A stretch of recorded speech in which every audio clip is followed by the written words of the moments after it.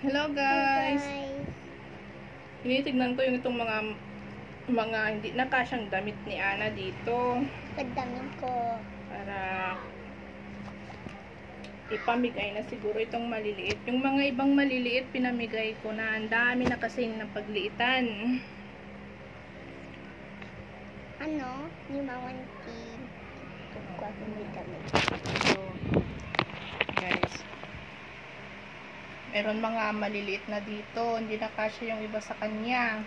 Hindi kasi. Kaya itabi ko na yung dami. mga hindi kasya sa kanya. Yung mga maliliit na ay pwede nang itabi at pwede nang ipamigay. Ano naman kasi ginagawa ko guys?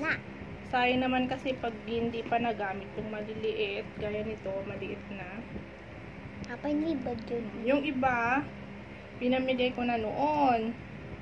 Marami na naman. Kasi karamihan itong damit niya ay damit pa ng ate niya noon. Ito, napagliitan din ito ng ate niya, napunta sa kanya. Kaya, ayun guys. Dalawa lang naman sila. Wala naman, ano ito, hanap na lang ako ng mapagbigyan ko ng maliliit na damit. Damit?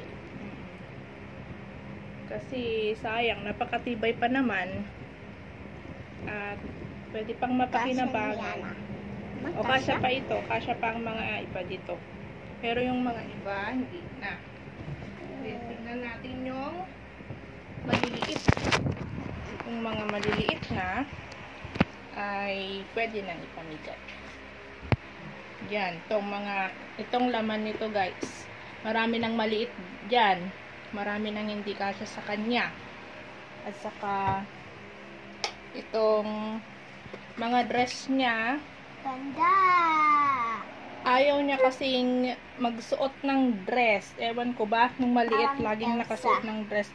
Marami nang maliit dito na hindi nakasya sa kanya. Mga bigay din lang ito ng pinsan ko, mga tita yan. Kaya madami siyang naipon na damit. Hindi ko po ito lahat binili guys. Marami pong mapagbigay na mga kamag-anak. Pagliitan din ng kanilang mga anak. Kaya napunta kay Ana. Saka yung mga iba, mga regalo ng mga ninang at mga tita.